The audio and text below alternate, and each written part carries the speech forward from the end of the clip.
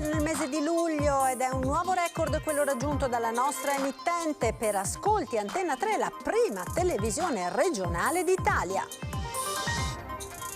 8 ristoratori di Cimadolmo trovato senza vita in una vasca della concimaia del locale. Era morto da almeno 2 giorni, ferite al torace, nessuna pista esclusa, ma si propende per un gesto estremo, disposta l'autopsia. Restano in carcere i 2 cugini moldavi che hanno ucciso di botte a Mestre il 33enne Lorenzo Nardelli. Per gli inquirenti un agguato pianificato.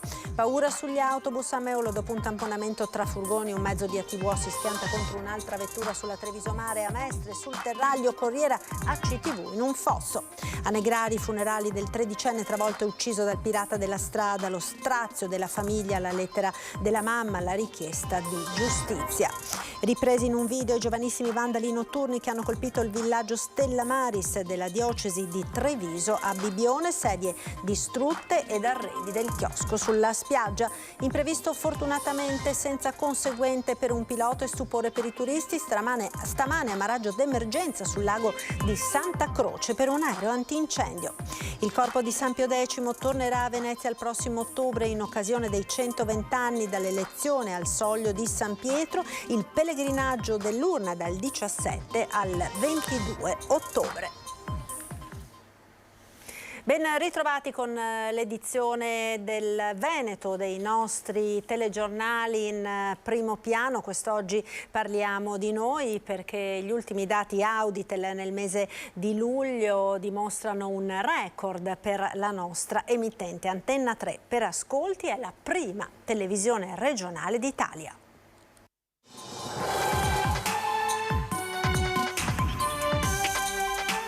Prima televisione regionale d'Italia per ascolti medi certificati Auditel. È un nuovo record quello di Antenna 3 che si conferma leader dell'emittenza televisiva locale anche a livello nazionale con il traguardo raggiunto nel mese di luglio.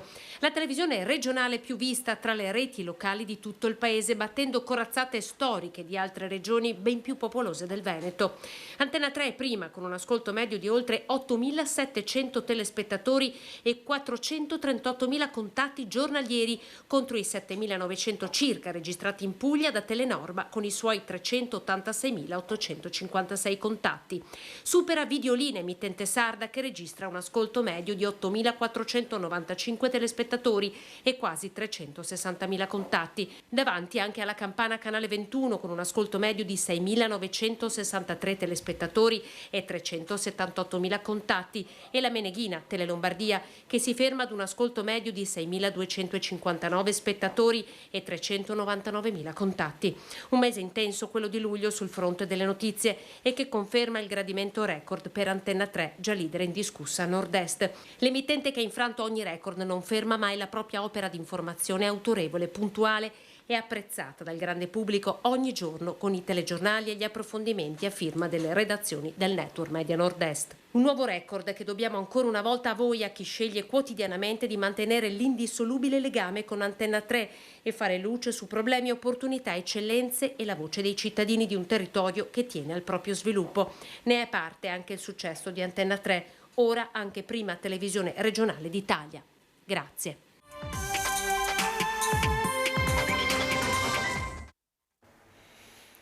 Ed ora la cronaca. Giallo sulle grave del Piave a Cimadolmo, nella concimaia del suo agriturismo. È stato rinvenuto senza vita il noto ristoratore Maurizio Bassetto, titolare dell'omonimo ristorante. Si tratterebbe di un gesto estremo, ma le circostanze anomale impongono che venga eseguita l'autopsia.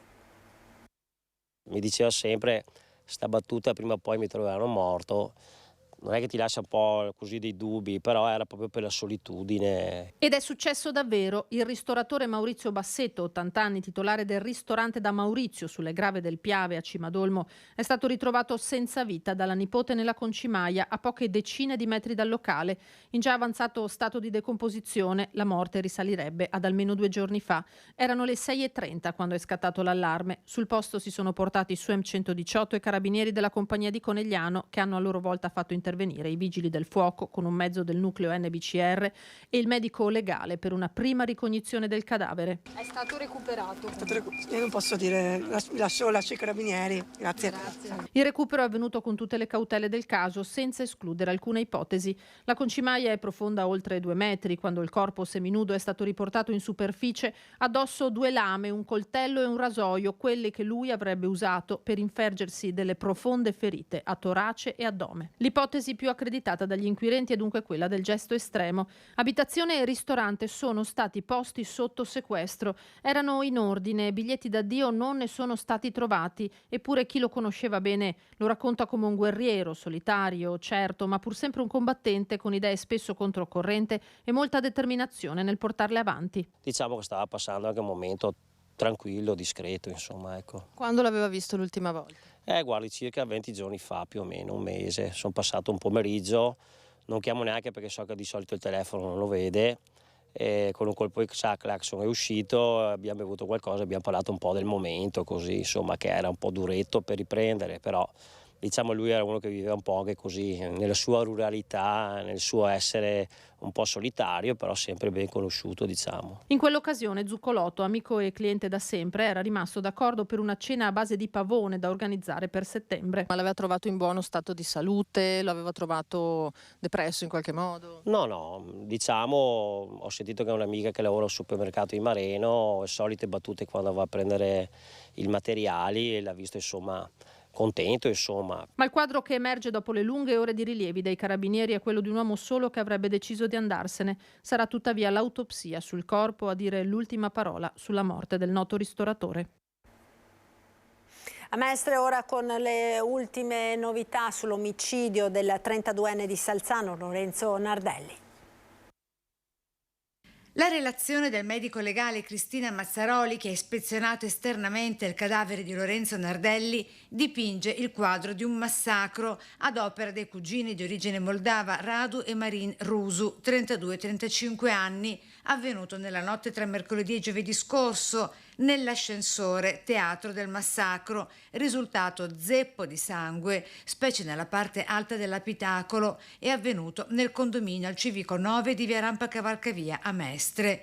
Stando alla contemporanea ricostruzione investigativa, sarebbe stato Radu a sbattere ripetutamente la testa di Nardelli contro lo spigolo dello stipite dell'ascensore, procurandogli la frattura della parte anteriore destra del cranio, la rottura dei denti e la fuoriuscita di sangue da bocca, naso e orecchie. Di più, il dettaglio importante emerso dall'autopsia, che parla di morte sopraggiunta per politrauma cranico e toracico, sono le lesioni da trattenimento riscontrate sulle sue braccia. Significa potrebbe essere stato bloccato da uno dei 2 indagati, appunto, e picchiato selvaggiamente fino alla morte dall'altro.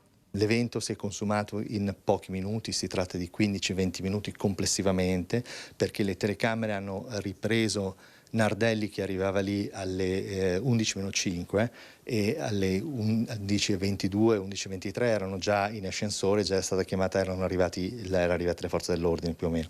Ad arresto convalidati per entrambi i cugini il GIP del Tribunale di Venezia, Alberto Scaramuzza, nella decina di pagine di ordinanza ha richiesto particolari chiarimenti sul contraddittorio fornito dai 2 cugini rispetto alle testimonianze di quanto hanno visto e sentito i condomini.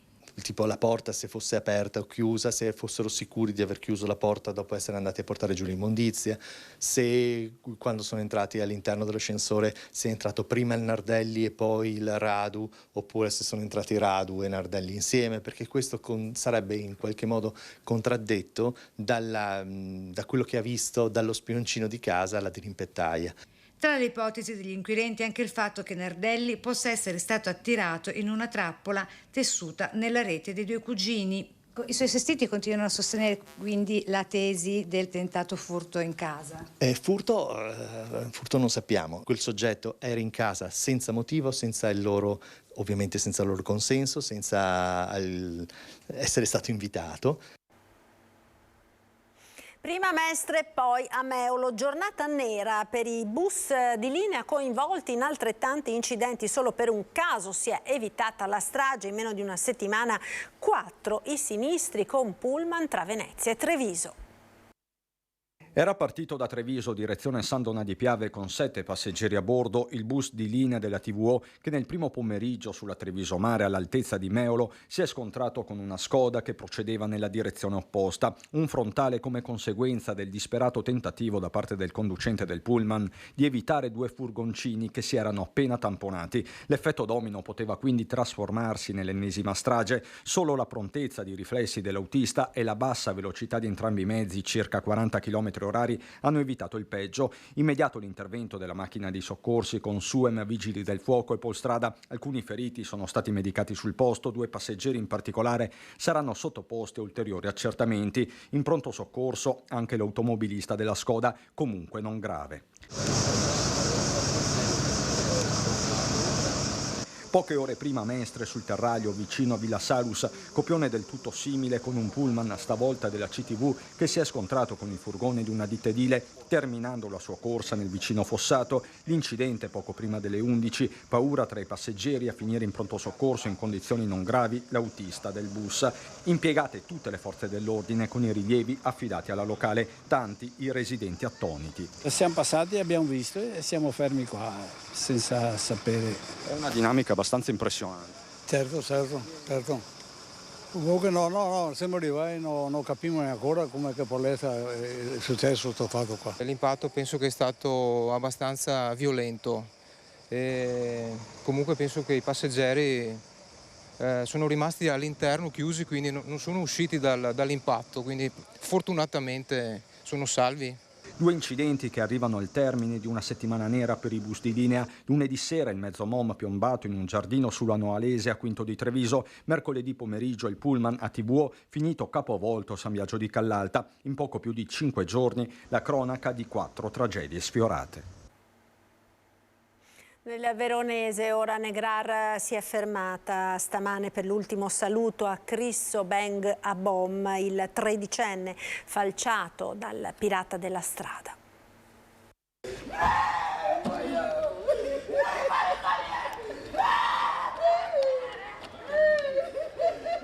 L'ultimo straziante saluto della mamma di Chris Abom.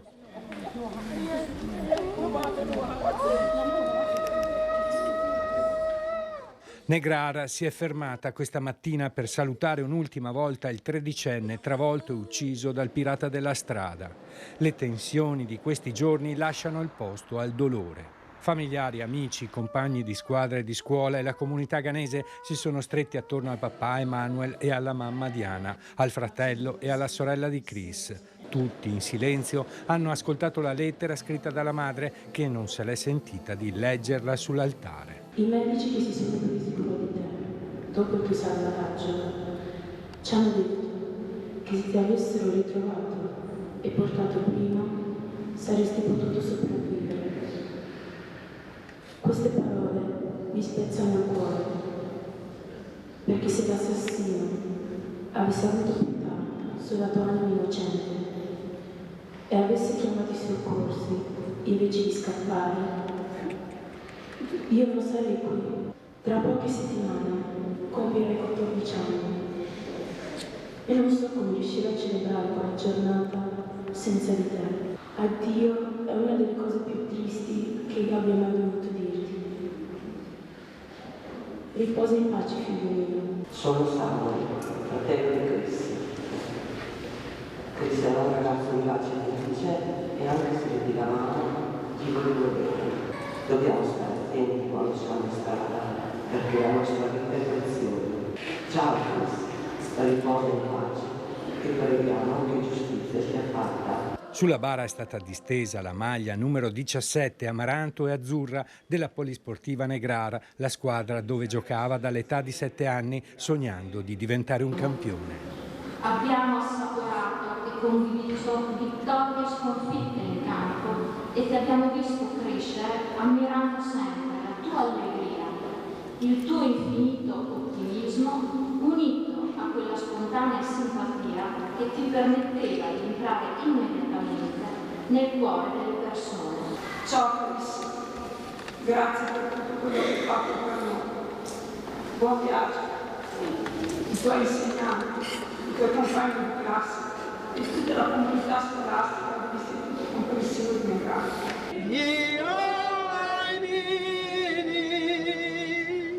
Tanti palloncini bianchi e azzurri si sono levati in cielo dal sagrato della chiesa che ha accolto tutte le persone che non sono riuscite ad entrare.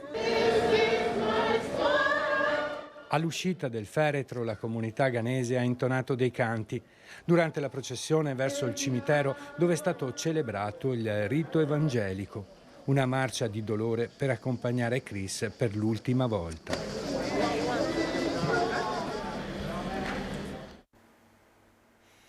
Vandali notturni in azione alla Stella Maris, la casa per ferie della diocesi di Treviso a Bibione.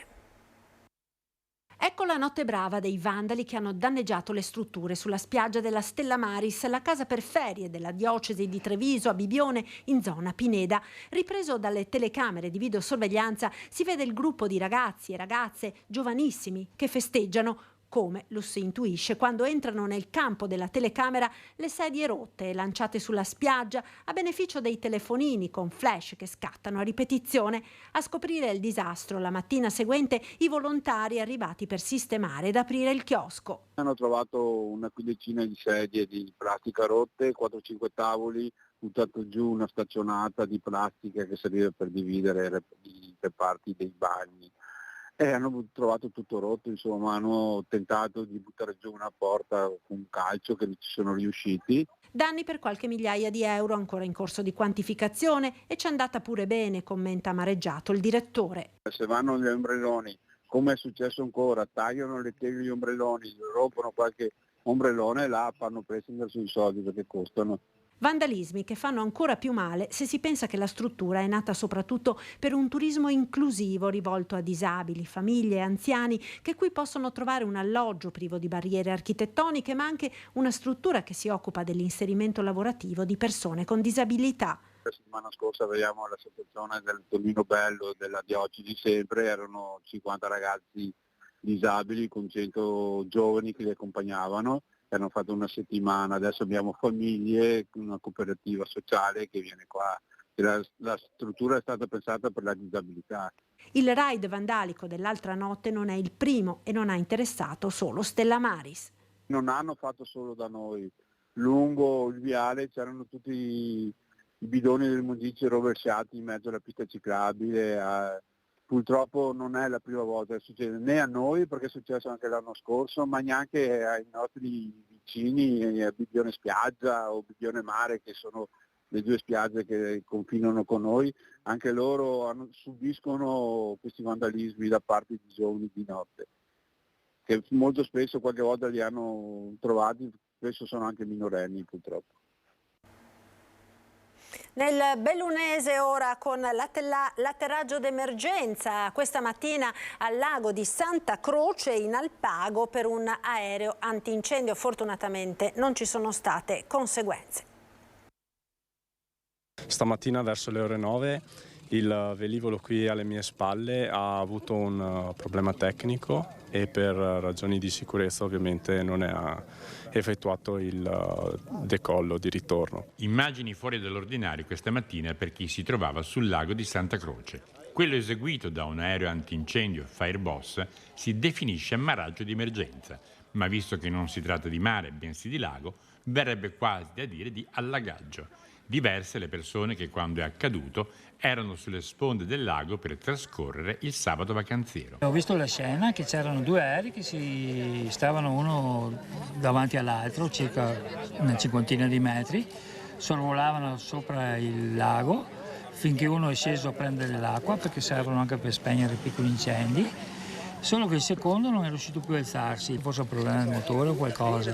Questo alle 9:15. Ha visto girare un paio di volte, poi l'abbiamo visto atterrare e quindi è venuto qui a vedere e sembrerebbe che sia un guasto, però non lo do per certo perché non so nulla. Per fortuna che era mattina e non pomeriggio. Meno male perché il pomeriggio col vento c'è un bel movimento di surfisti e cose varie.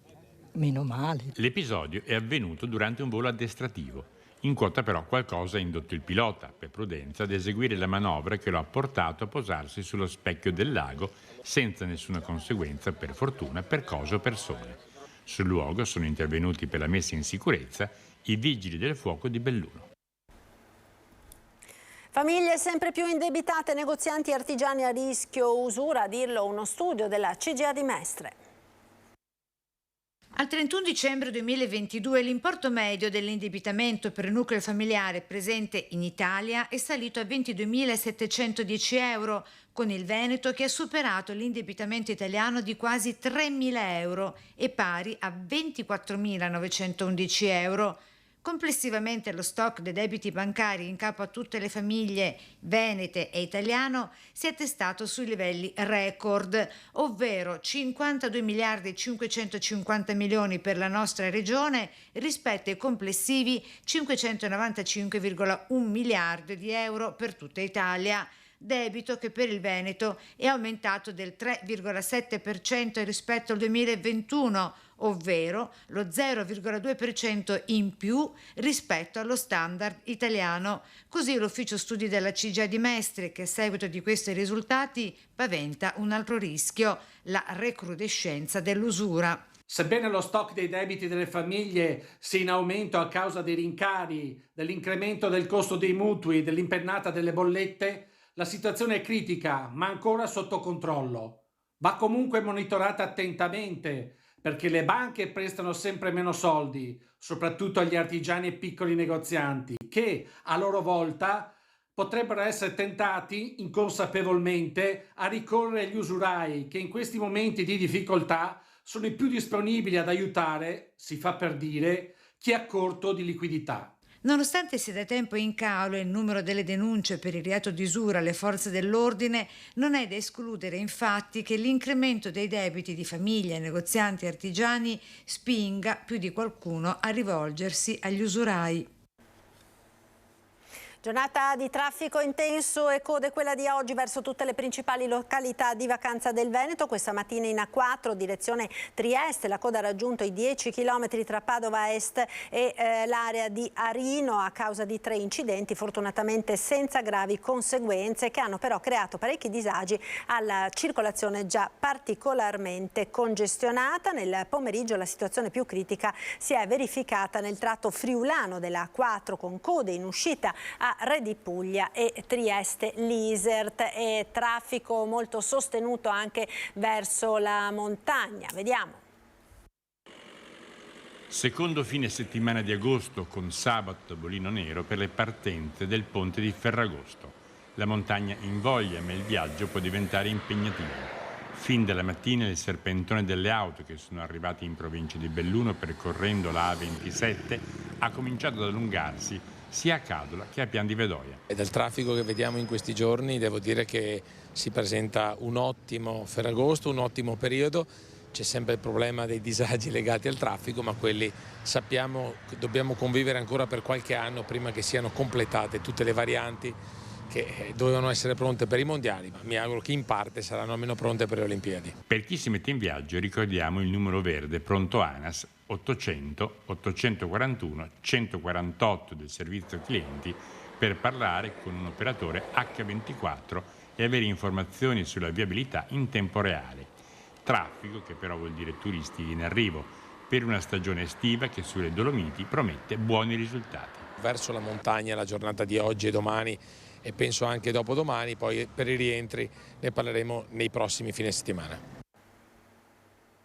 È iniziata dunque la settimana clou per il turismo estivo con alberghi verso il tutto esaurito, specie sulle spiagge del Veneto, ma il caro prezzi incide nella durata delle vacanze.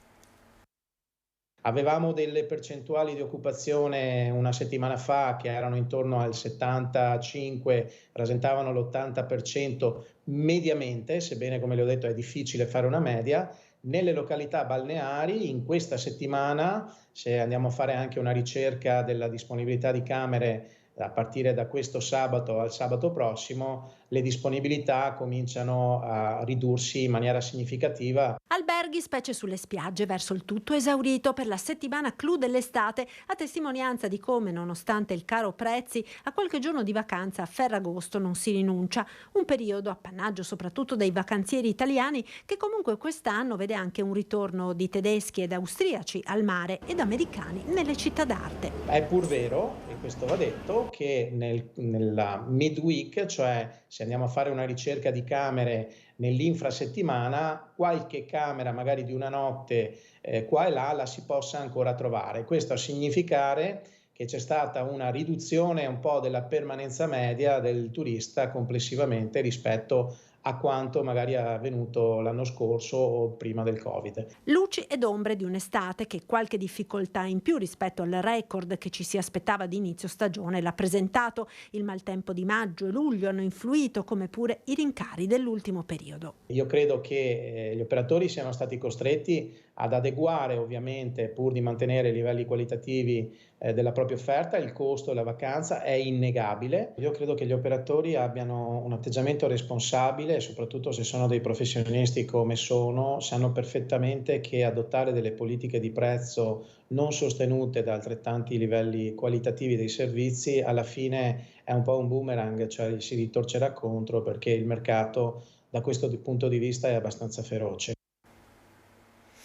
San Pio X ritorna a Venezia dal 17 al 22 ottobre prossimi. Si svolgerà la peregrinazio dell'urna con il corpo del santo in vari luoghi del patriarcato. O vivo o morto tornerò a Venezia, aveva detto nel luglio del 1903 alla partenza per il conclave che lo avrebbe eletto papa. Ora, dopo il primo pellegrinaggio avvenuto nel 1959, le spoglie di San Pio X, patriarca di Venezia dal 1893 al 1903 e papa dal 1903 al 1914, proclamato santo nel 1954, saranno infatti nuovamente accolte e presenti nel territorio del patriarcato subito dopo la stazio nella diocesi di Treviso nella prima parte dello stesso mese di ottobre, in occasione dei 120 anni dall'elezione di Giuseppe Sarto al soglio pontificio.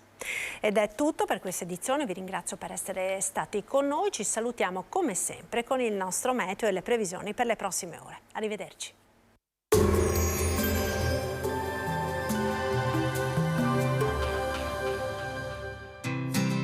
L'Unic Star, le uniche pagliette antibatteriche in commercio, prodotte anche per i marchi più importanti, sia nazionali che internazionali. Bentrovati al meteo. Proseguono condizioni di stabilità atmosferica grazie alla presenza dell'anticiclone che garantirà bel tempo anche la prossima settimana. Il dettaglio intanto di domenica 13 agosto. Sul Veneto sarà una splendida giornata all'insegna del sole. Farà eccezione soltanto l'arco alpino dove potrebbero svilupparsi delle nuvole significative nel corso del pomeriggio associate anche a locali e brevi rovesci, appunto durante le ore più calde. Temperature in ulteriore lieve aumento, minime tra 17 e 24 gradi, massime tra 30 e 33 gradi. Ci spostiamo ora sul Friuli Venezia Giulia, anche in questo caso sarà soleggiato, cielo sereno o poco nuvoloso, ancora con venti a regime di brezza. Temperature minime tra 21 e 23 gradi, massime sui 31-32 gradi. Infine diamo uno sguardo alla situazione del Trentino Alto Adige, dove sarà soleggiato al mattino ma con la possibilità di isolati temporali nel corso del pomeriggio. Temperature minime sui 19-22 gradi, massime intorno ai 33 all'incirca. Dal meteo di Antena 3 per ora è tutto, grazie per l'attenzione, arrivederci.